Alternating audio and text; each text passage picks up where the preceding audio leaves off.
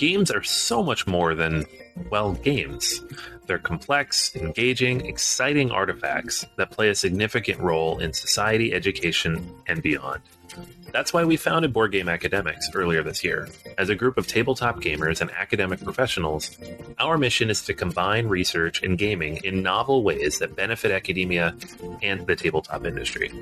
We're doing this by focusing on the historical, cultural, and systemic exploration of games as they relate to complex themes like race, gender, nationality, ability, sexuality, and class. To present and celebrate the work of the researchers who have submitted their papers to Board Game Academics, we are holding an inaugural conference on August 2nd. If you're attending Gen Con Trade Day, join us at 2 p.m. on August 2nd. If you're not, registration is now open for the virtual conference taking place on the same day.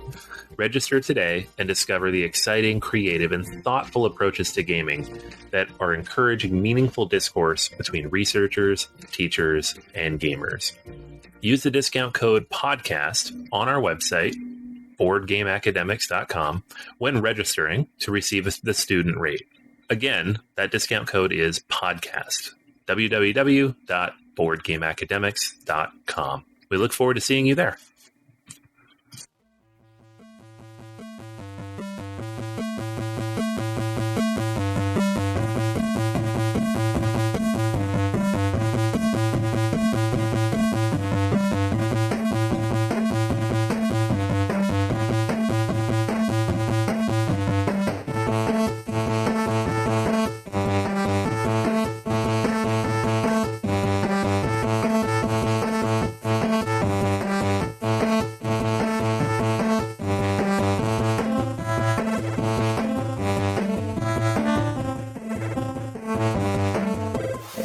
Welcome to Board Gamers Anonymous, the podcast of board gamers and the insane fun we have at the table together. This is Chris. And this is Anthony.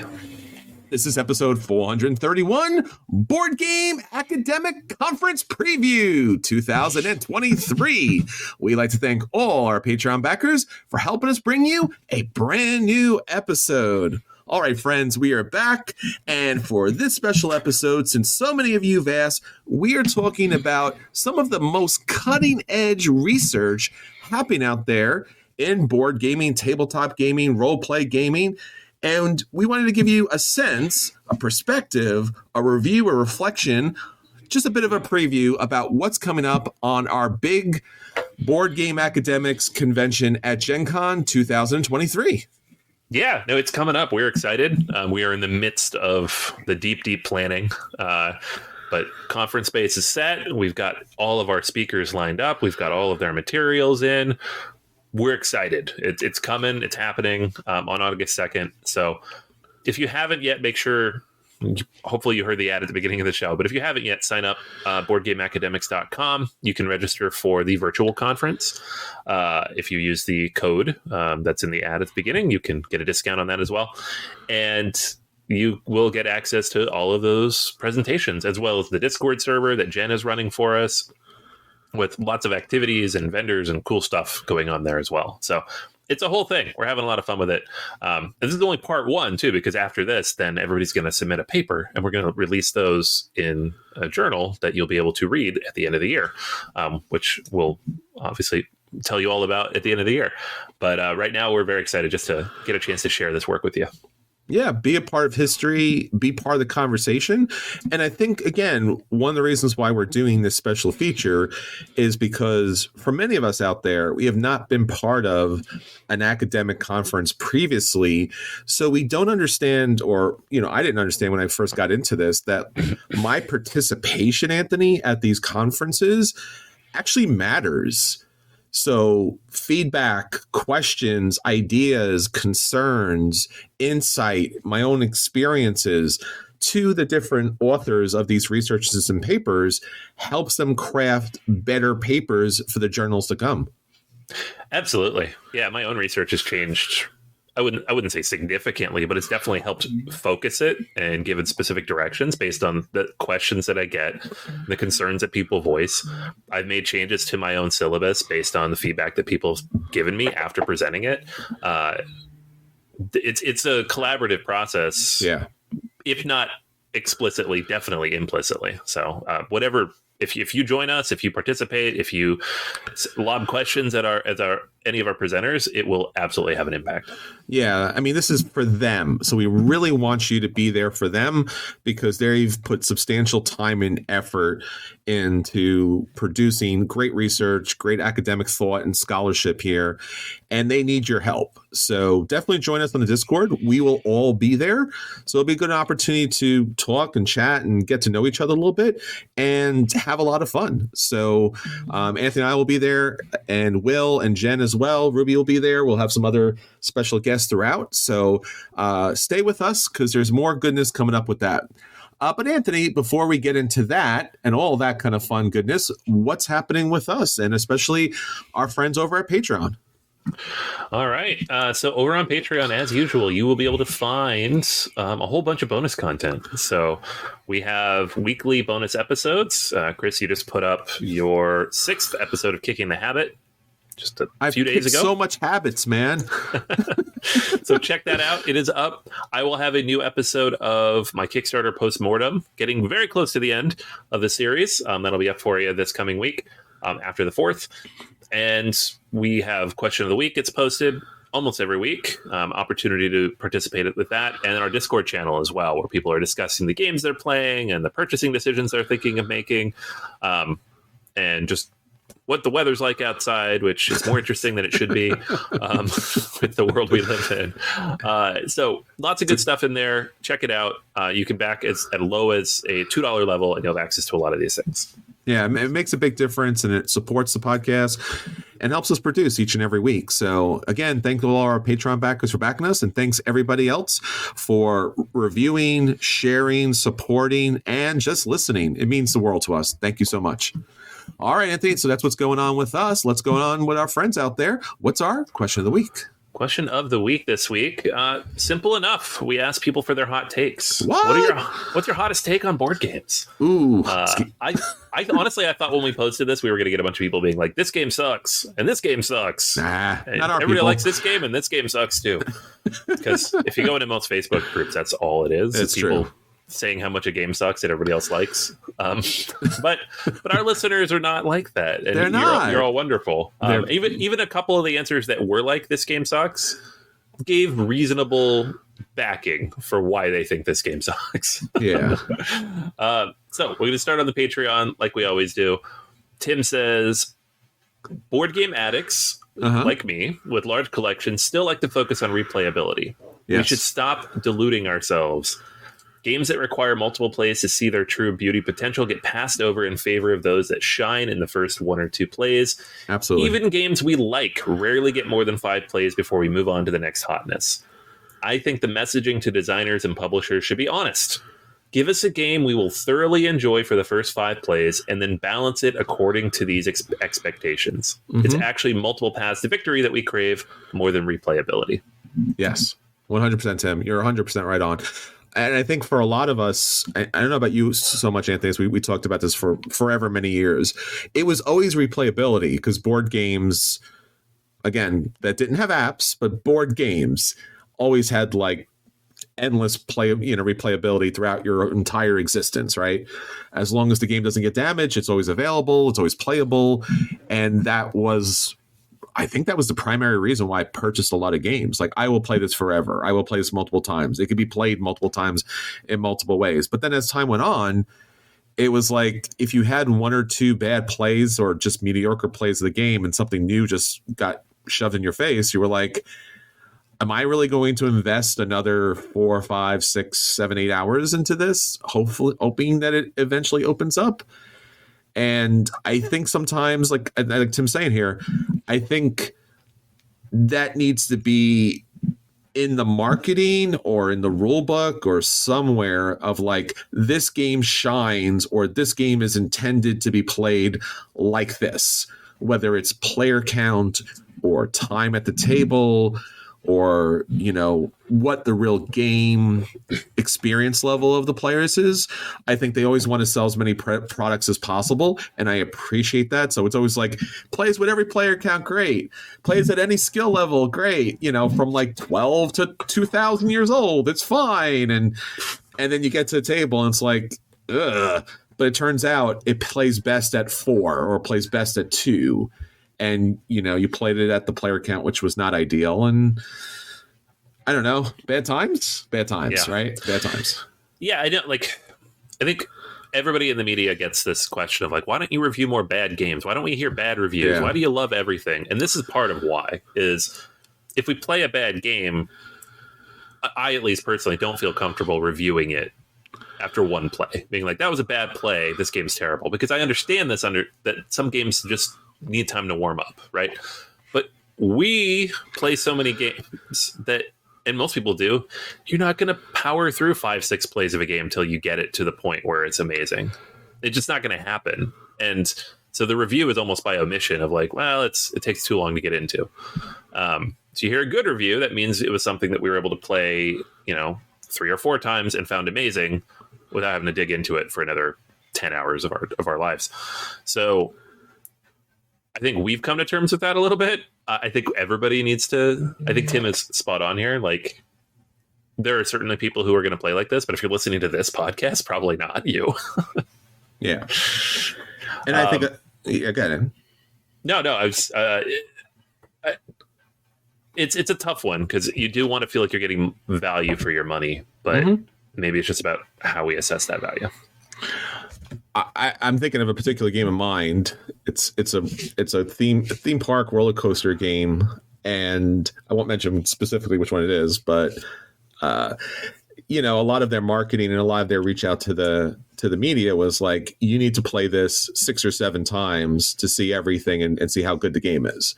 And again, I don't blame them. There might be some game design or mechanic in it that really makes sense. But at the same time, it's just that isn't a reasonable amount of times to have to play a game to really get the game, right? It shouldn't play that radically different that number of times, or you shouldn't have to play it 5, 6, 7, 8 times to feel the game, to get a sense of the game, to just know what it's about. There's a lot of games with a lot of cards, so that makes sense. And there's a lot of asymmetrical powers, so certainly certain combinations work better or worse. But I think if you do play a lot of games like we do, since we play so many games, we have such a great context that when it does hit the table, if it doesn't hit right, I think we know why. And I don't think it's warranted to play other things, again, with the exception of different characters, different combination, different player counts maybe, but I think it's a mistake on the publisher's point, is what I'm saying. You shouldn't say a game plays great from 1 to 5. That's very hard to believe. Or every game is 15 minutes per player. That's very hard to believe. It's never true. Everything's a gateway game. Everyone can play this. That's not true. Yeah. So. Yeah. No, these are all good points. And they're all hot points. Super hot. Spicy hot. Thanks, Tim. All right, let's move on to Ryan. Also on Patreon says, there are just too many games released. As exciting as it is when new games are released, we need to step back and just enjoy what we already have, myself included. I got caught up in all the hype post-Essen and conventions last year and picked up most of the hot games. They are generally good, but very few stuck in my collection. I've come to better appreciate the ones I already love. I do this all the time. I even did that specifically with Essen last year. Woodcraft is a game that I was so excited about because it was so hot, and then I got it. Revive, too, which I reviewed a couple weeks ago. And then I got it, and I played it. I'm like, it's fine. And that's often what happens because there is that element of the hype, and it's new, and it's exciting, and it's different, so we all get excited about it. But as you said, Chris, we play a lot of games. We can look at it pretty quickly and be like, yeah, I get it. I figured it out. I don't want to do it again.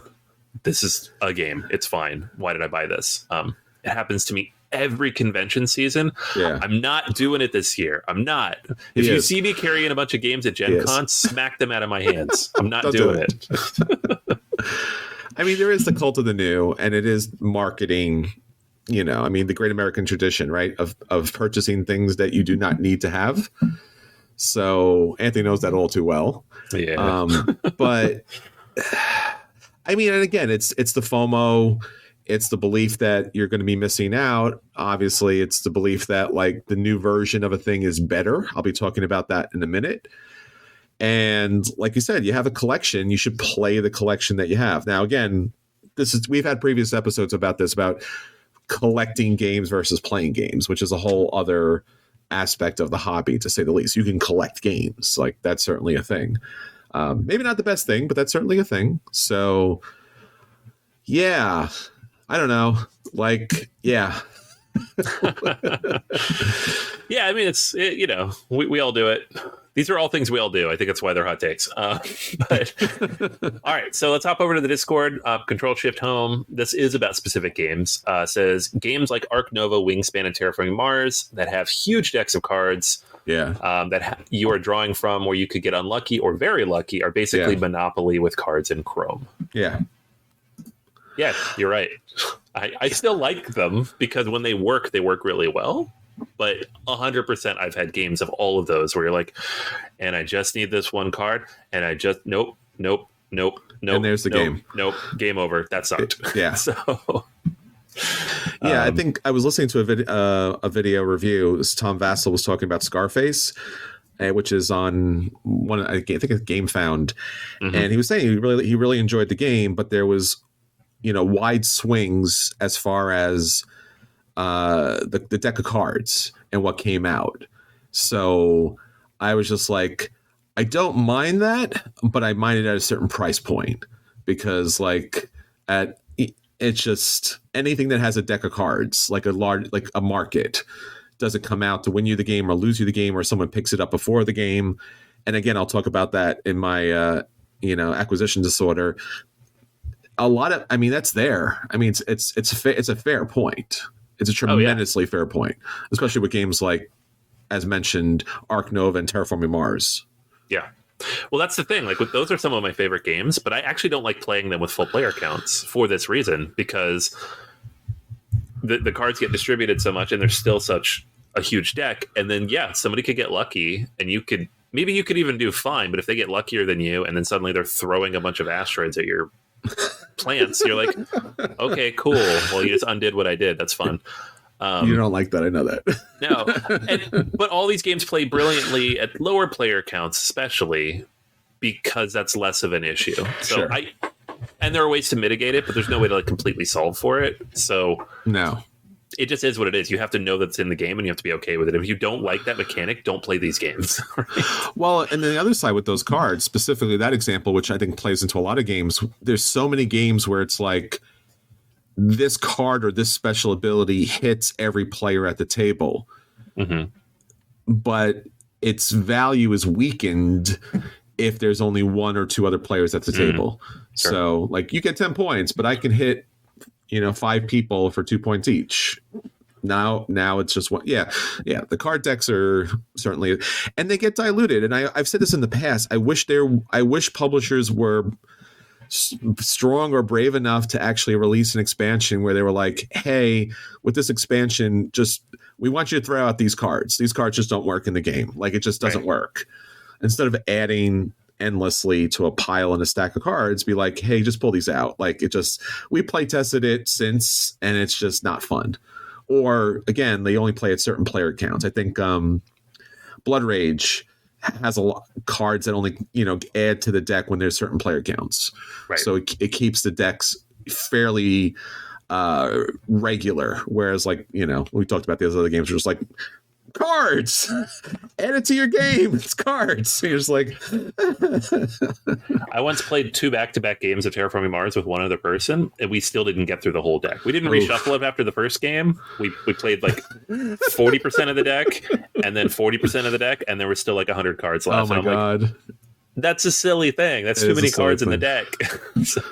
Yeah, that was my problem with Grand Austria Hotel too. It's like, you get a piece of cake and I get an end game bonus for 20 points. Just like, okay, that's how life happens. I don't know. Yeah. Like, you win. It's really hard to mitigate all that. And it's tough because it's one of the most fun mechanics to build out your tableau. But how do you get the cards for the tableau without it becoming a mess? Like, I think Earth tries to fix that by just giving you like 50 cards, but then the AP that comes with that makes that game take forever. Yeah, I mean, there's levels of calculations and numbers of play testing that just would be astronomical to like properly seed a deck, or pick the proper cards out for the right experiences. And again, there will always be in the history of gaming, there will always be a lucky pull versus a bad pull. Like you will win and lose games based on that. It just happens. It just is. It's the way the game is. It's not bad because, I mean, like you said, Anthony, I like those opportunities. I'd rather play that than like games like chess where everything is just, on the board and there's no variability there. Right. All right. So one more here from friend of the show, Fed, says BGG ranking of games is a hot mess of garbage that heavily skews towards the heavyweight gamer who doesn't really exist in real life. All right, Fed. I feel personally attacked by that. Yeah, a little bit. We want to think we play and like these games. A lot of them are good, but should get the praise. But many are problematic, ugly, and just games that qualify as experiences, not games. Wow. Not mentioning any specific games here, but okay. Just broadly speaking, many are people over infatuating their love or simply the peer pressure of liking a game. There needs to be a better ranking system, something that is less subjective. Honestly, if I was a newer gamer, I would think this was the list I should play. And yes, you should, but take it with a grain of salt, if not at all. Yeah, that last sentence, I think, is the most important thing, whether you agree with everything or not. If you're a newer gamer and someone's like, go to Board Game Geek, and you look at that top 100, there are very few games on that list for you as a new gamer. Yes. Most of those games are games for like people like us who've been gaming for several years. They're big, they're long, they're heavy, they're thematic, they're complicated. I would be surprised if you could pull out more than like 15 or 20 on there that are accessible to anybody. I won't even think it's even 15 to 20. I would say 5. Yeah, like Seven Wonders might still be on there. I don't know. like you talked about this before, like the cognitive load, right? How many different mechanics do you have to, juggle at the same time? I think from a list perspective, that is 100% true. That BGG list is great for a lot of reasons and problematic for others. But yes, I agree. Like anyone who's getting into board gaming and then goes to find the top 100, which would make perfect sense to do that, and then sees, let me get the top 5 games. Birmingham, Gloomhaven, Pandemic Legacy. Like, why wouldn't you? They're the best games. They're the highest rated games. Everyone loves them. So many people have played them. And just like, no, that is not. That is the worst case scenario for you, my friend. It would be terrible. Yeah, all 5 of those games are big, heavy, long lists. Yes. Like, if Brass is the shortest game in your top 10, that's not a good sign for new gamers, right? I love all these games, but I don't even play them very much because they're long, right? It's a lot of stuff. I think the main problem here, and we've talked about this a bunch, is that the system is designed to cross-pollinate the idea of like high rankings based on the percentage of people who ranked it. Mm-hmm. So games that don't have as many voters but have a high average rating tend to score better overall, which means you get niche games. You get things that don't have as many gamers overall. That's how Brass Birmingham is number 1. It has less than 40,000 votes, but the people who vote for it gives it 9s and 10s. Well, remember Twilight Struggle was number 1 forever? Yeah, and it still has less than 50,000. That game's been out for almost 20 years. And it's one of the most complex 2-player games ever. Yeah, that's crazy. Like the amount, the volume just in general. Like, I don't know. I don't know how you fix that though. Like, it's easy for us to all be like, this sucks, but like, how do you build a better one? I don't know. I had a similar experience. I remember as a kid going to a game store and picking up Axis and Allies because it looked like, again, I was a kid, right? And it looked like a bunch of army soldiers and it looked like Risk. Right. And then just opening and going through the game and not being able to play it. And even though it was my age, at least as far as the box is concerned, and just be like, what is this? Like, are you like, it's a different way of thinking. The one thing I will say, and I hate to say it, but a long time ago, Anthony, I don't know if you remember, we did this feature. We talked about the top selling Amazon games. And I thought that list was very beneficial for first time new gamers because it was generated based on the number of people who purchased the games and then their rating of the game. Right. And there was some hobby games in there. It wasn't all like Monopoly and Uno and stuff like that. There were actually real games in there too. Yeah. Not that and I thought that was kind of like, you do have to go to the public and see what the public is consuming. So yeah, the one thing I've done that I think is helpful here, if you're a new gamer or know somebody who is, don't sort it by board game rank, like basically what you're saying with Amazon, but go into the Board Game Geek listing and sort it by number of voters. Sure. So if you go by the total number of votes, the top 10 is Wingspan, Ticket to Ride, Codenames, Seven Wonders Duel, Dominion, Terraforming Mars, Seven Wonders, Pandemic, Carcassonne, and Catan. Perfect. Those are good entry-level games. Like the heaviest game on that list is Terraforming Mars, which, yeah, it's a little heavy. And of those games, only 3 of them are in the top 100. 4 of them are in the top 100. So the other 6 are not, and you wouldn't see those if you went by the top 100, but they're very, very popular. So I'm not saying play the most popular games only, but it might give you a better sense of where you should start. And I think it goes back to Tim's point about what's a gateway. And again, we had this discussion. We did episodes on this. What's a gateway game, right? Like, and again, it goes back to another episode feature we did about children's games being a great gateway game, because a lot of the hobby versions, like My First Catan or My First whatever it is, teach you some of the basic mechanics, right? My First Everdell, right? That is a great introductory gateway game for people who have not played hobby board games to get invested in hobby board games. Right. Yeah, no, absolutely. All right. Well, that's everything that's happening with our friends out there making some hot takes. If you'd like to drop some of your own heat, hit us up and on literally any of the social medias at this point, or our patreon.com/BGA, boardgamersanonymous.com, where basically you'll find all of this great content there. Please hit us up. Let us know. Love to hear back from you. All right, Anthony. So that's what's going on with them. Let's talk about what's going on with us, and let's talk about our acquisition disorders. All right. So I didn't have anything like glowingly, I have to talk about this, that I'm like following on Kickstarter or anything, but I was going through the Gen Con preview list, which I start doing in July typically. And this one popped out at me as looking interesting. It's called Freelancers, a Crossroad game. It's a new Plaid Hat game using their Crossroads system. And it looks to be like a tongue-in-cheek post-apocalyptic game. So it starts with, congratulations, humanity is dead. So that's the kind of tone we're going for. And so you have a bunch of people kind of acting as freelancers. So you go into ruins, you go out into the wilds, you slay various creatures, you find things, you return them. And so it's kind of designed as like a RPG style party where you're going out and accomplishing these various goals, but within the Crossroads system, board game system that Plaid Hat has built that takes 2 hours or 3 hours instead of, a whole RPG campaign.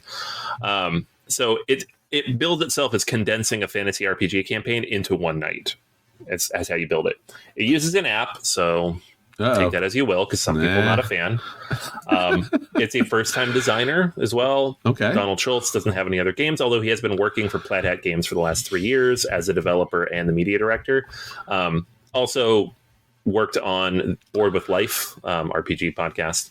So has a lot of experience kind of in this space. I don't know what any of that means. The Crossroad games have been definitely hit or miss. Like, obviously, we started with Dead of Winter. It was brilliant. And then everything after that, it's like, well, it's good if you like this type of thing.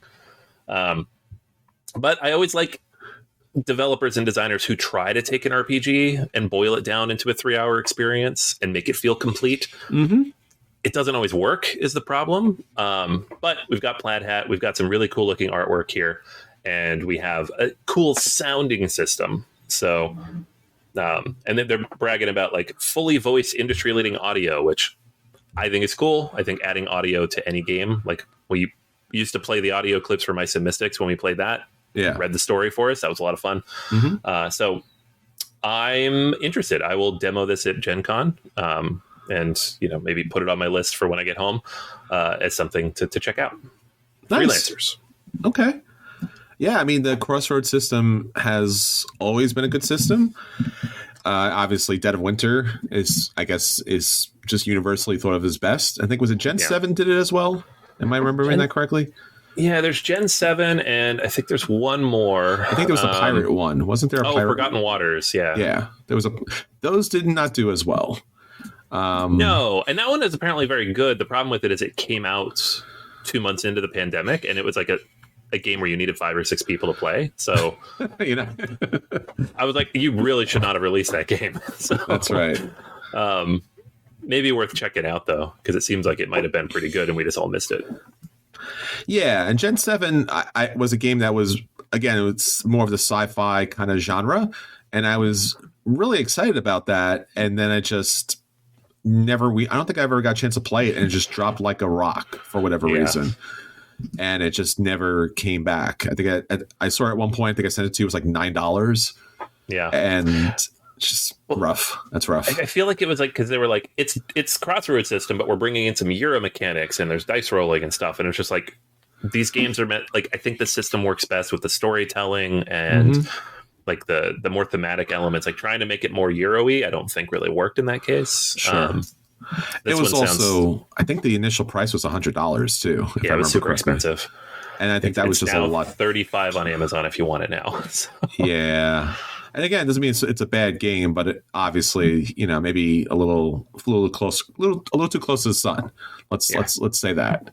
Yeah. So, oh boy. So speaking of flying a little too close to the sun, I have a Greek triumph or a Greek tragedy here. I got Cyclades, Legendary Edition. Join the ultimate evolution of this famous development, territory control, and action board game by Bruno Cathala and Ludovic Montblanc. We have talked about Cyclades several times. It's one of my favorite games. I think at some point, I mean, it's been on and or around my top 100 forever. And I think we did one episode where we did Cyclades versus Kemet way back in the day. That had a lot of controversy, a lot of hot takes in there. It is currently on Kickstarter, and there's 39 days to back it. Let me give you just the ever so brief just concept of Cyclades in case you've never played before. You are dealing with Greek mythology, and you play one of the factions trying to take over the Greek Isles here. And it's all the mythology that you could ever want from the Greek pantheon in one place. So all the gods are in here, all the creatures and all the different heroes are in place. Your job is obviously to defeat everyone, but the way to do so is to be able to build up your particular civilization while benefiting from the military actions that you take throughout the game. And all of those military actions and the building is going to be based on an auction system. So this was the first time, and I'm trying to remember if I've ever seen another game do this, that basically can you take an action is 100% based upon do you have enough cash to, I guess, praise the gods in that case more than anybody else. So that basic fundamental game mechanic was just interesting, new, and dynamic. And it allowed you to have different types of gameplay as far as like how you would build out, if and when you would attack, you know, building up, obviously an economy to be able to do so. And it did have at the time, and I think still does, arguably, and we'll take a look at the campaign here, some of the best art, graphic design, and miniatures in tabletop gaming. So I was happy and surprised and fearful that this campaign would be great because I do own, I think, almost all of it. And it had a base game, and it had it had a Hades expansion, it had a Titans expansion, multiple mini expansions. It's had expansions, my friend. It had expansions, and back in the day it was a very expensive game. Not so much now, but so this new version of it gives you a couple of things. It gives you a modular game board setup, which isn't radically new to the expansions from the previous game. I'm kind of a hit and miss on that because when you play troops on the map and you have a modular kind of setup, again, I haven't played this version of it, so I can't speak to it, but it can be problematic, right? Based on how things lay out on the board. There is something to a set board that like has been game tested that way. So like that board setup makes a lot more sense than, randomly putting tiles together and now either you're on top of somebody or at a distance from somebody and that hurts you or benefits you. The main part of this campaign is the miniatures. There's more than 165 miniatures in the game, and there's over 30 unique sculpts. They look great. They really do. There's great sculpts in the original game as well, but again, more sculpts. So the game's going to have 3 play modes. It's going to have an improved 2-player mode because, again, when you're bidding back and forth, not so much fun at a 2-player game. I never recommend bidding games at 2-player. It just doesn't work well at all. There's also going to be the classic mode, 3 to 5 players. And then there's a team play mode where you could play 4 to 6 players in teams of 2. Not a bad idea. I mean, I like those team up situations. It's a lot of fun. There'll also be 6 gods instead of the original 5. So Hera comes into play and she reinforces your troops during battle. But the other gods primarily are building, money, build troops, sailing, attacking, like that other kind of stuff. So all the basic actions that you would need in a troops on the map board is here and available through one of the particular gods. And then they usually have like a lesser power if you don't want that particular action. But primarily you're trying to build Metropolis or multiple metropolises, right? You're trying to build 3 or 4. I'm not sure about this new rulebook here, about the changes in the game elements here, but it's primarily a building game. It's obviously some fighting throughout, but it's not like Kemet where it's just about knocking out your players to get as many tokens as possible. It is about building your own particular civilization and about managing the battles throughout. The artwork here and everything has been done by the original artist, Miguel Coimbra, who did a fantastic job. The miniatures look great. If you're interested in a beautiful looking game, and I guess a bidding system with particular actions and modular maps and everything, this is one of the best games out there. As far as cost is concerned, this is really where the campaign is very interesting. So you can get the base game with all the stretch goals and all the basic miniatures for $100. If you want the miniatures, the basic miniatures, but also get all the special miniatures and all the buildings as far as miniatures are concerned, that's $120. Now, here's the twist. What if you love the game or you want to play the game, but you don't want all the plastic? You could actually do a meeple pledge, which allows you to get meeples and standees instead of plastic. So, again, you're looking at $59. Now, again, these are all estimates because we're talking about euros and the dollar translation and what might be by the time you back it and things like that. So give or take as far as that's concerned. So there's a lot of information here. You could take a look at the complete campaign. They did a really good job of laying everything out, all the miniatures, all the cards, all the colors, all the buildings. This is also available for play on Tabletopia. I love that. They also have an additional backing. If you want to back 100 metal coins, it's 30 euros, which I kind of hate because that's a lot of money for coins. Like, seriously, that's a lot of money for coins. Coins do play a big part. I will say that's the one thing, since you are bidding, so that it actually does have a role. But this is a great opportunity to pick up the game if you've not picked it up previously. I don't think I might actually try to play this online. I don't think that you need to own this if you've previously owned the previous game. Unfortunately, there's no upgrade pack here where you can kind of like get the additional god, because I guess there's a lot of rule changes and things like that.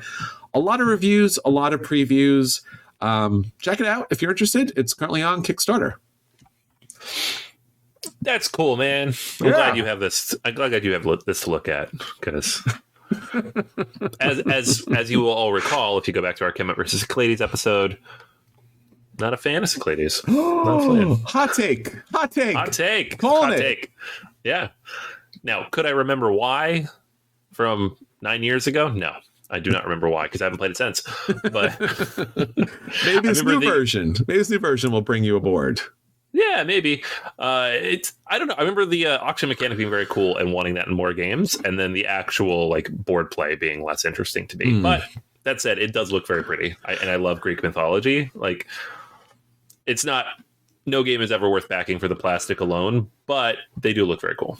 And it's a tried and true system. It's a good game. It's not like you have to worry like, oh, is this going to be a bad game when I back it? Like, you really have to make the decision. It's like, can I pick up a previous version secondary market, or do I want all the new shiny stuff? And maybe the rule book is somewhat better.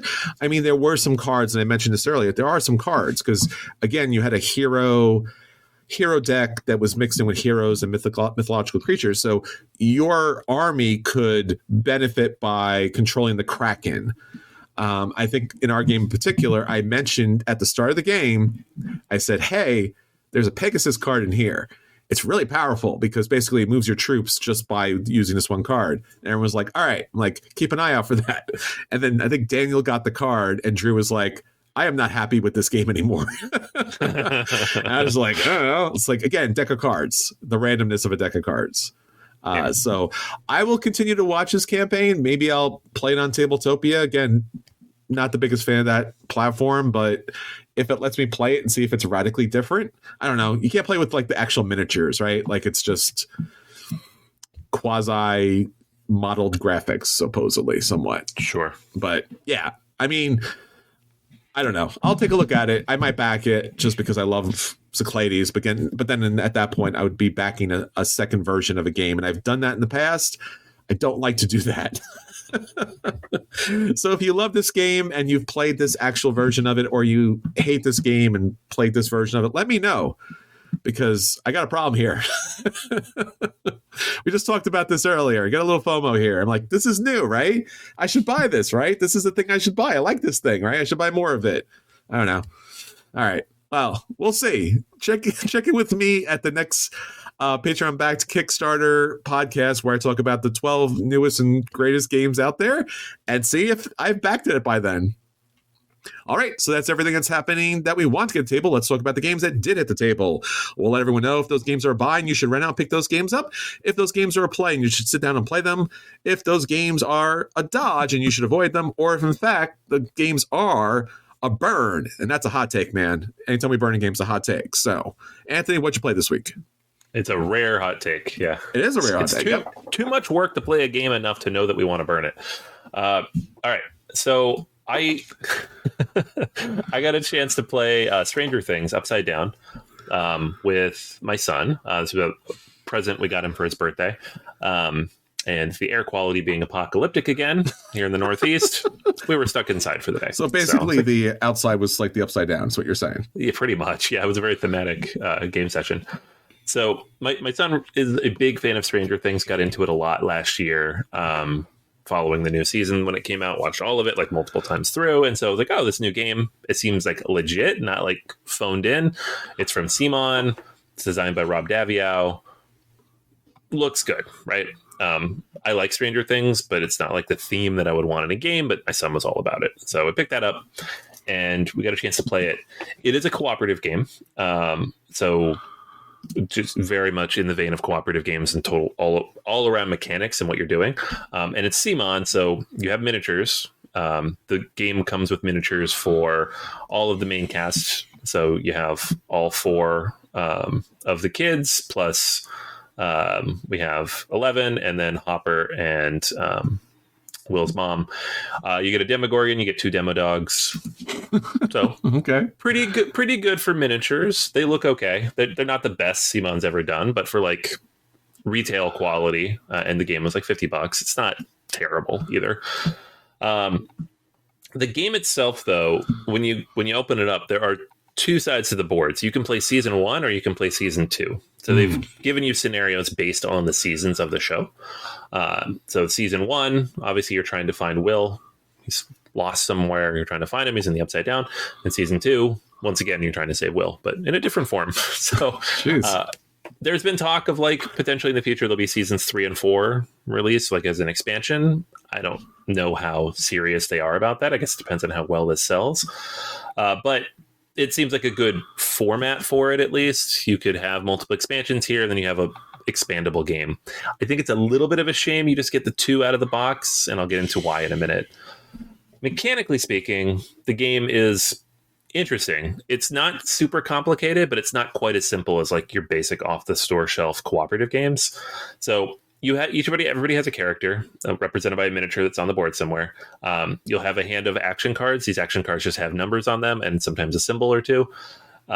When you take your turn, you move your character to one of the spaces on the board. You can always move one. If you play one of the action cards, you add the number on that card to your movement to go further. And then you take the action of the location you landed on. If there are these little tokens in a stack at your location, you first have to overcome the tokens. You do this by playing a number of action cards out, adding any modifiers that you have from allies or item cards you've picked up, and then flipping over that stack and adding up that total. And that's basically it. That's most of the mechanics of the game. It's just going to locations to take actions, facing off against this token stack and seeing if you win or not. If you lose, you gain fear. Fear is like a madness track in a Cthulhu game. If you max out your fear, you lose. Everybody loses. It's cooperative. There are locations you can go to calm down and reduce your fear. But that's kind of the thing you have to manage. And it can go up really fast because there are big cards that kind of come out in between people's turns. So you have all these different locations above in Hawkins, and there's also locations in the Upside Down. There's 4 down there. Those ones are a little more complicated. There's 3 of them there where you have to clear stacks to save Will in season 1. The Demogorgon also starts down there, and you have to fight that. Fighting the Demogorgon, once again, it's still based on those stacks. So however many stacks there are on the side of the board, that's the strength of the Demogorgon. So in season 1, it could be as high as 8, which is almost unbeatable unless you have a bunch of modifiers. But you can also clear some of those stacks by doing various things and then make the Demogorgon weaker, and you can have a better chance of beating it.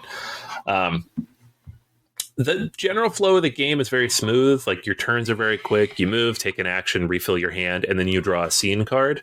The scene cards are all different events that do things. So there are patrols out there that might move closer to you. There's things that might cause the Demogorgon to move. There's things that could give you fear. There's things that'll put tokens back on the board. Some that'll take them off the board. So there are these various events that you have to try to manage. And there aren't that many in the deck. So as you've played the game a few times, you kind of get a sense of like, well, there's this and it hasn't come out yet. There is a card in that deck that will cycle the whole thing. So it'll say shuffle the whole deck. So you shuffle it all back together. But you do have to be careful. Like, if you're in the Upside Down, there are a few cards that can really hurt you if you're down there. Right. So you have to be careful not to just hang out in the Upside Down, because you start drawing these cards and they're going to knock you out. The action deck, once you cycle all the way through it, you will move 11 along this track that she's on, and then that will cause you to draw more scene cards. So if you move to Act 2, you're drawing a minimum of 2 scene cards. There are modifiers that can make that even more. The more of these you draw, the harder the game gets. So you have to manage that as well and not go too crazy, not spend too many action cards because that cycles the game quickly. To win the game, you have to save Will. Pretty straightforward. So you're clearing these stacks in the Upside Down. To lose the game, either one person maxes out on fear, or you get to the end of the act track and you're about to recycle the deck and you can't. So basic pandemic level type of loss conditions. The game is pretty quick. It takes an hour. The box is an hour. I feel like it takes an hour. It's a little difficult, but not impossible. Part of that is the RNG just of the token stacks. Now, there are some mechanics to start learning what's in the token stack. And when you lose against the token stack, you get to remove one of the tokens from it. So you make certain locations easier. But like any cooperative game, it's really an efficiency model, right? You're trying to do things as efficiently as possible, manage the things on the board, but ultimately achieve the objectives without taking too long to get there because there's a timer, right? So I would say it's a good wait for if you have kids who like this show, or if you like this show. It's not Spirit Island, right? It's not going to give you that kind of a challenge or extensive. Like, if you're a gamer, this is not a big, complicated game. It's definitely targeting like, preteen, teen, I think, complexity level. But I think that's probably right, considering the audience and considering where they're selling it and considering the price point. The main thing that I would have concern with is it is random. Obviously, you could go in and just get annihilated like any good cooperative game. There's nothing in here to mitigate things like alpha gaming, so people can take over as in any good co-op. And you just have the 2 seasons. And I feel like after a day, even, we might be close to played out on season 1. I'm dabbled with season 2, so I could see this game kind of getting played out pretty quickly. I know we're going back to Tim's question about replayability, but for a cooperative game, which those tend to get played a little bit more, and for an IP game that tends to stay on the shelf for people who like it, I feel like it might wear thin quicker than other co-ops. I haven't gotten there yet, though, so that's not really a full critique. That's just my impression based on initial plays. It's a play. I like it. My son loved it, so I think he's very happy he has it. But it looks and feels almost like something Funko would put out, and maybe Simon's trying to get into that market of like that $40 to $50 big box store IP game. And this is exactly that, and it's fine. It felt like Horrified kind of level of cooperative play, which is good. No, that's great. And it's good that, and we've seen this more and more over the last couple of years, obviously from Prosperous Hall, but it's good to see that so many of these IPs are actually getting real gameplay and not just, hey, it's the Monopoly version of a thing. Yeah, pretty much, right? And like, I'm sure there are people who will play this and be like, wow, that's a really like bare bones basic co-op. And it kind of is. But I like that they took the effort to give you different versions of the game based on the seasons. They didn't try to boil the whole show down into one game. They're like, no, season 1 is its own thing. You have your own objective. Season 2 is different. You have different enemies and different objectives. If we get seasons 3 and 4, sure, they'll be very different. 4 especially will be very different. So I think that's pretty cool. I think Davio is the right person to do that. And he has a lot of experience with mass market games from when he worked at Hasbro. So it works on all those levels, and just especially how much my son liked it and he wanted to play it again right away. I think he is the target market for this, sure, and it was spot on. Is this similar weight to the Harry Potter? It seems like a Harry Potter thing, right? Because each one of those has like it's based on a movie, right? Yeah, Harry Potter is an easier game for sure. Okay. This it has a little more rules than you'd expect for how light it ends up being. So like reading the rulebook took a bit of time, and we did have to reference it a few times. Usually with these like big box store level games, I don't have to do that as much. But this one, I don't want to say it's fiddly, but there are definitely like a lot of little details you have to keep track of. So like I asked him to set the game up because I was going to pick up his sister, and he couldn't get through the setup because it wasn't super clear what to do. There's a lot of different variables there. So it's more complex. It's not heavy by any means. It's a light medium game, but it's more than Harry Potter. Gotcha. All right. Well, I have an oldie but a goodie, since we were talking about this at the start of the episode about jumping back to the old original stuff that is so very good. This is The Duke. For me, as somebody who grew up playing chess and, to be honest, was kind of somewhat bored by it. Now, that's to say chess is not a great game. It's a fantastic game. It's all the things that chess is. But for me, as a, I guess, gamer, board gamer, Euro gamer, or again, like we were talking about earlier, looking for a little variability, different ways to win, so to speak, I was looking for a game that had that kind of complexity, but at the same time also had that easy to learn, hard to master kind of situation, with, again, a little bit of a twist about what's next. So The Duke is all about drawing, placing, then moving, and then flipping these really chunky wood tiles on a very small board. So it's not the grand chessboard with all the grand pieces. You got these nice square tiles. And at the start of the game, you're putting out your Duke and you're putting out your supporters. I think the 2 footmen go out there in order to support. And you can place them anywhere towards on the bottom of the map, and then you're good to go. So the 2 footmen are protecting your Duke, and then each turn a player chooses to either move one of those tiles, and this is the fun part. The tiles themselves, if you've never played the Duke before, has the actual move printed on the tile. So you don't have to go back and say, hey, how does this thing do a thing? It's actually there. There's some symbology for the more complex tiles, but once you play the game once or twice, you get everything pretty much down. And again, everything's on the tile. You move the tile based upon the description on the little tile, and then it flips. And when it flips, you have a whole different set of moves. So it moves straight, you flip it over, now it moves diagonal. And again, that's pretty cool because now you have to think ahead in advance as far as if I want to be able to take a certain other piece, there is different sets of operations that happen throughout. So it's not as straightforward as chess or a number of other games where, it's just always going to be this thing. No, it could be two things, which is great. So you keep playing this using your special ability.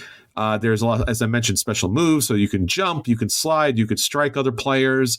And then as you move on and try to take out the players, the other player can also move, again, 2-player game only, or they can select a new tile from the bag and put that out on the board and next to your Duke.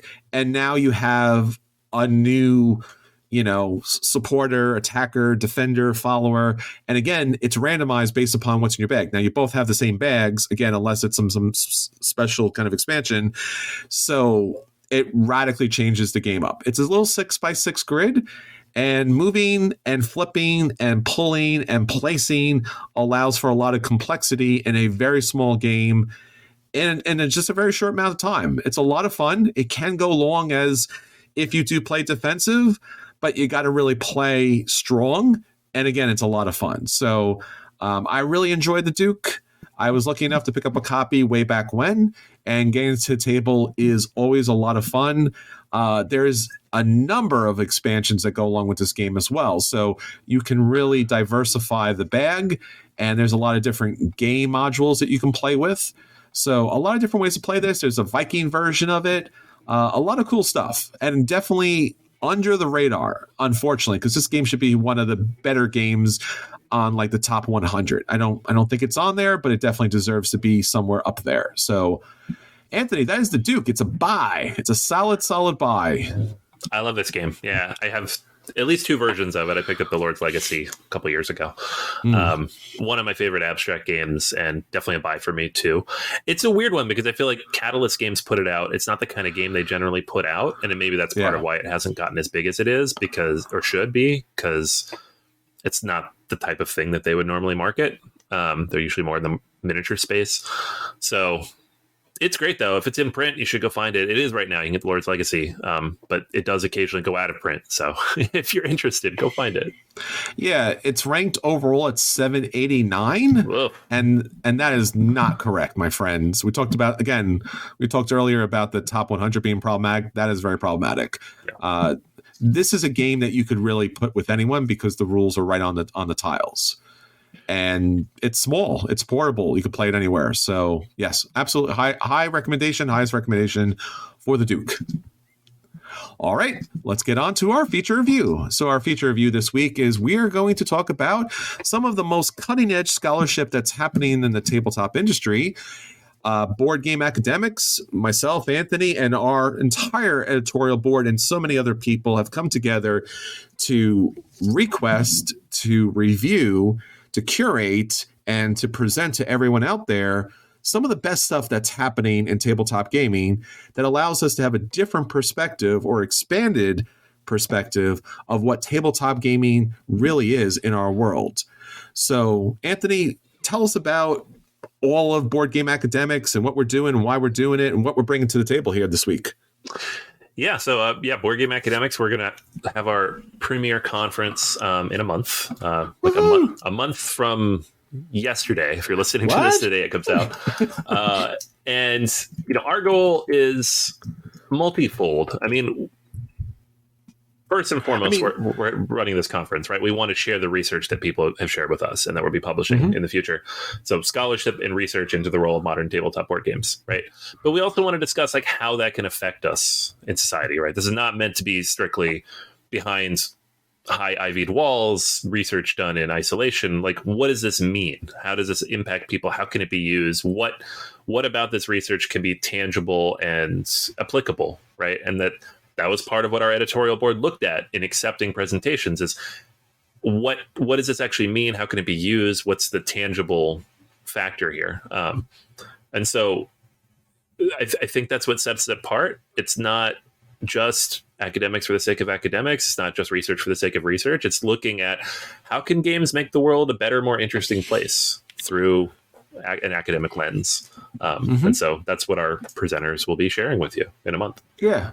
And it's just another way to bring gamers to the table, because I think that's what we all need to be doing, to bring as many people as possible to the table from as many diverse communities, and especially communities that have not been properly supported or reached out to or are underrepresented in some way. They deserve and they need to be at the table to enrich all of our experience. So hopefully this will be another avenue to do that. So next time when you go to a meetup or a game group or a convention, people are fighting to get to a table to play a game with you. Yeah. So Anthony, what do we have as far as our presenters? Right. So as I mentioned, we have selected, we selected actually almost 2 months ago, the individuals who submitted their abstracts earlier this year, and they'll be presenting in 2 waves. So we'll be presenting live at Gen Con. So if you're able to join us at Trade Day, there'll be 6 presenters sharing their research during our live presentation. We also have another 6 presenters who will be presenting later in the day online, virtually, who weren't able to join us at Gen Con.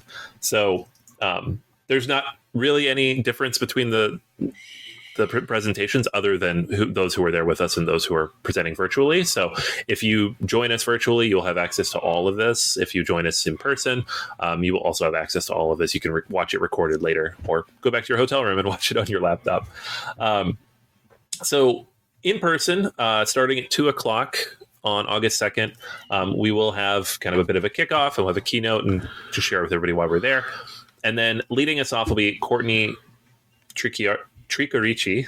See, you put me with all the names, and that's not fair because someone's got to fall on the sword, and it's been me way too many times. Yeah. So apologies to all of our presenters if I mispronounce your name. I have not had a chance to practice yet because we have a month left. But Courtney and Dr. David Jalahas, Courtney will be presenting the research that they did on Escape to Fun, a usability study of virtual escape rooms for neurodivergent gamers.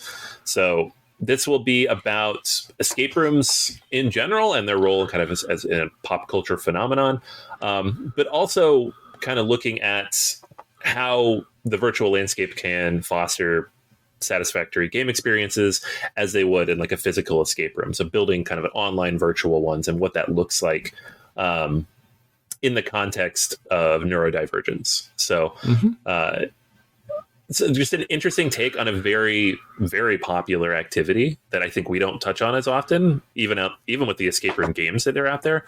Sure. But escape rooms, there's thousands of them around the country, and people love these things. And what does that look like? How does it transition? How do different people experience them? Courtney will be looking at that. Yeah, no, I mean, it's an underplayed, underrepresented, undersupported, underreported phenomenon that just like, hey, it's a board game that exploded into a store, or a storefront at your local mall, and now you can go in and play a game, a puzzle, a dexterity situation. And that's wonderful and wondrous. And at the same time, it's good to take a look at and remember, like, we want everyone to join us, to support all the different populations that can join us in those situations. So I'm really looking forward to this. Yeah, it'll be wonderful. Next up after Courtney, we have Susan Asbury, assistant professor of history at Middle Georgia State University, who will be presenting on Remember the Maine, the Spanish-American War invades the parlor. So we'll be looking at the historical role of tabletop board games, puzzles, and card games, specifically looking at how they've reenacted wars and global conflicts before World War II. So the Spanish-American War, the Philippine-American War, and like what that looked like, specifically at the turn of the century, the types of games and puzzles that were built that kind of reenacted these battles, and then what that analysis looks like of games from that time. So always interesting to see kind of through a historical lens what games are doing and how they did it, especially at the time, looking back 125 years later. So very much looking forward to this one. Yes, and I love the idea about we're not so critical about we believe we have information, we have knowledge, and we have experience, but we always don't we rarely think about where that comes from. And so much of our knowledge comes from places like games. And I think that's an opportunity to, take a critical lens and see how that has skewed, whether positively or negatively, typically mostly negatively, our perspective of other cultures and regions and conflicts, and how the propaganda had played into a lot of those games that even we play today. Yeah, absolutely. All right. Third up during our trade day presentation, we have Sean M. Thorgerson, who's a doctoral student at St. John's University. Sean's going to be presenting on the research they've done on analog-based game learning in classrooms. So we have several people talking about just the use of games in the classroom and specifically like what role they can play. So through design-based research, exploration of how thinking manifests during gameplay, or just some of the topics that Sean has mentioned in their abstract. So lots of different details here, including a qualitative study interviewing middle and high school teachers and how they've utilized some of these analog game-based learning opportunities. As somebody who uses games in the classroom, I'm always fascinated by this type of research and seeing how it plays out at different levels in particular. Sure.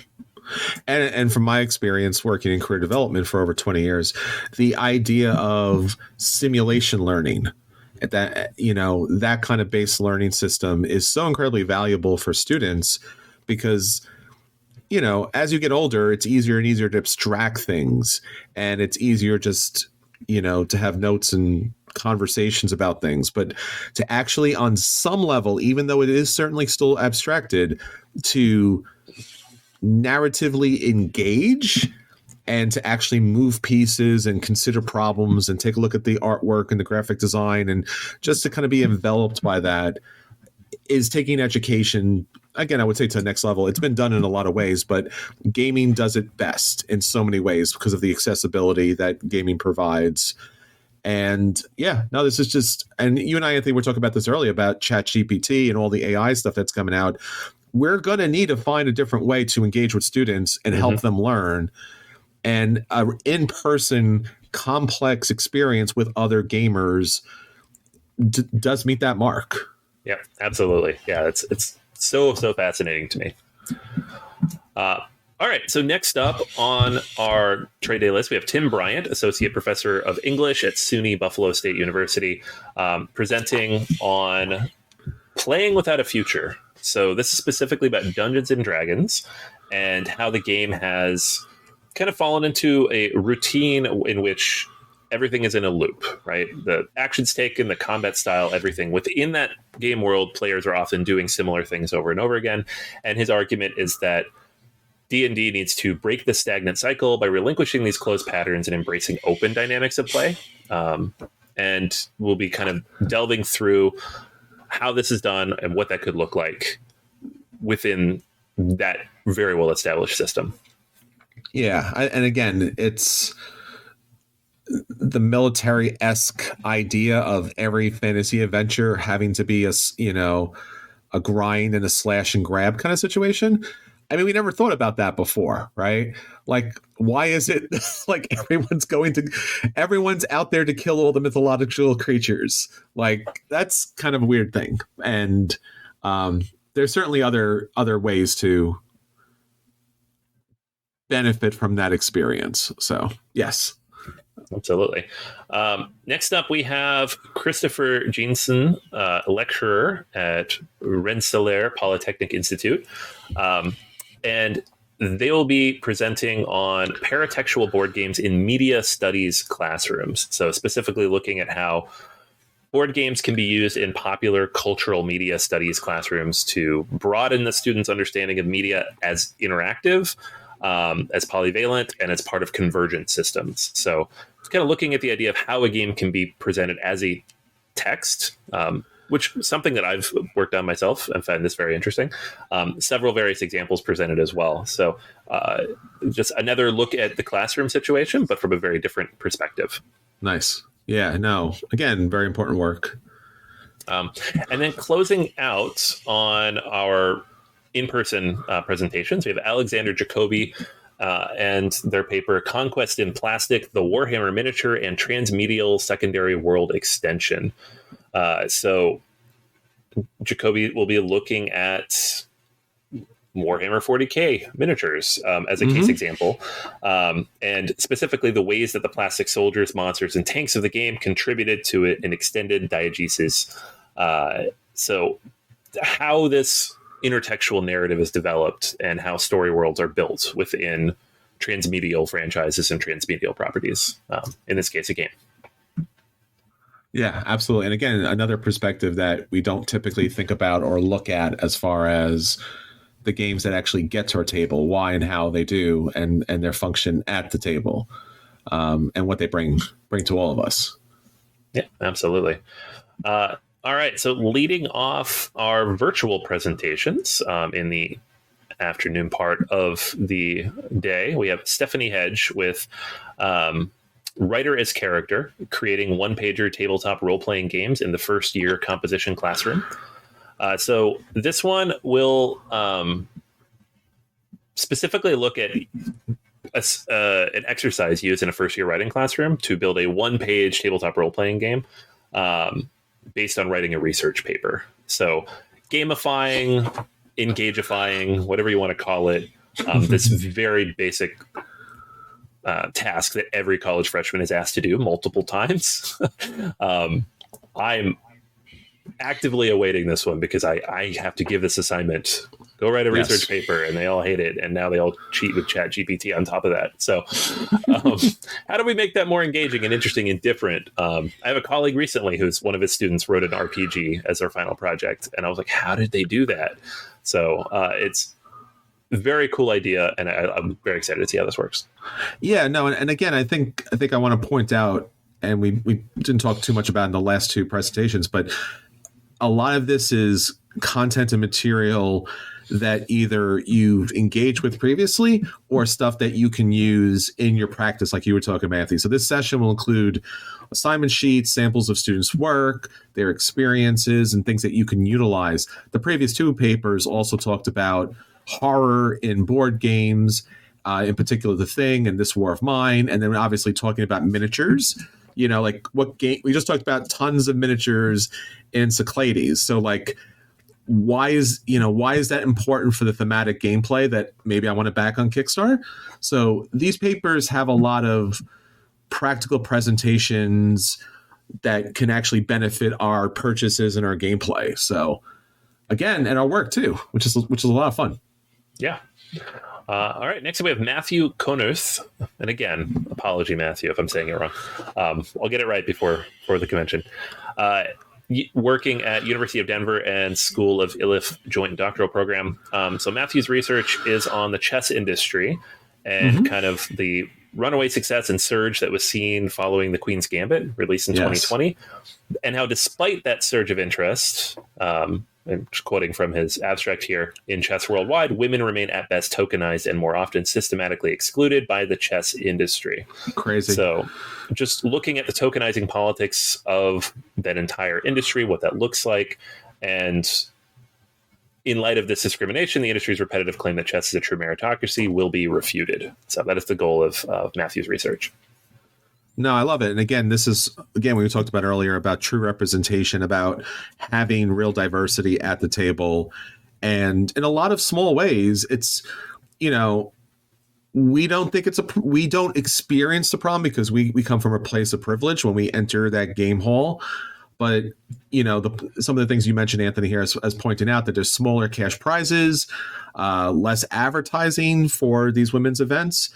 And that's crazy. It's chess. Like, why would that be a thing, right? Like, why would everyone consume it heavily as a Netflix special, but then not support it later? They would certainly support it later. It's just there is some problematic cultural items that are still diminishing representation at the table, which again is terrible because more people at the table, more.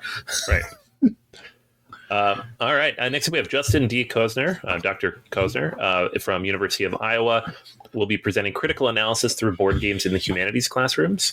So this presentation will look at theoretical structure for analyzing games as multi-dimensional texts and a practical guide for bringing them into the classroom.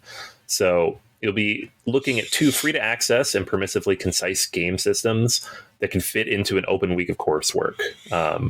So just kind of bringing in these different types of experiences and looking at them as a way to encourage critical analysis in humanities.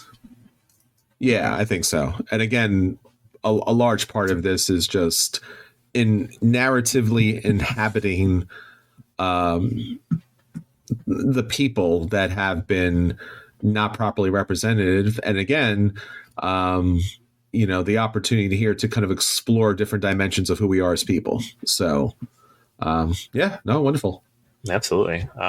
All right, next up we have Marco Rodriguez, who's a doctoral student at Old Dominion University and is a full-time lecturer at the University of Texas at El Paso.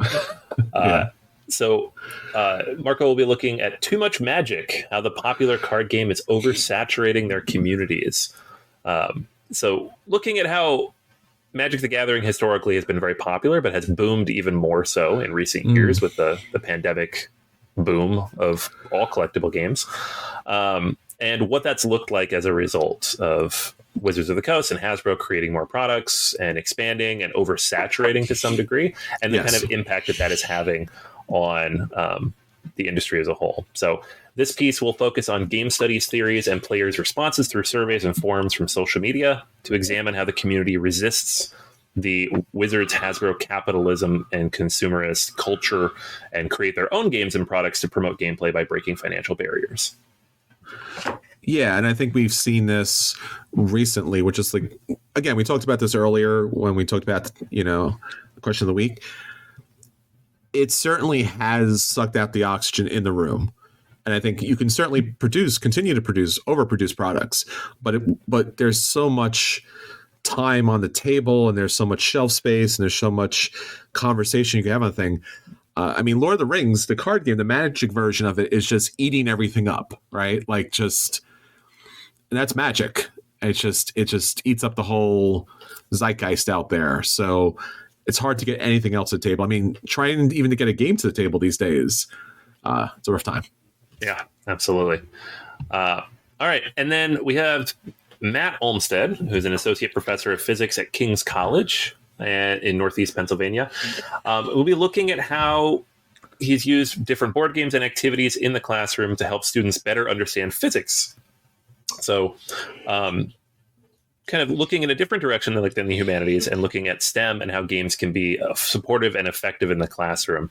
So he's going to discuss specific examples of using games and activities with a focus on students' favorite games implemented in recent years, how to use them while remote, and on what the students found useful about these activities. Some examples given in the abstract include Pictomania, Wavelength, Telestrations, Muse, and Medium. Yeah, and again, I think that what's so interesting about this paper here is that when you want to teach games, or I'm sorry, let me say it the other way. When you want to teach concepts and you utilize games, it doesn't always have to be the specific, content. So I want to teach physics. It should be games about physics. No, what about the underlying concepts and mechanics and formulas and thoughts and perspectives that lead to proper understanding of the principles of physics. So I love that idea too, because typically we usually think of things as like one-to-one, right? But there's a lot of other things games can teach us for sure. Absolutely. Yeah. And then joining us as well will be Eric Zimmerman, who works with the NYU's Game Center, co-founder of Game Lab, founder of Institute of Play, has been very influential just in game studies and game design theory as a whole.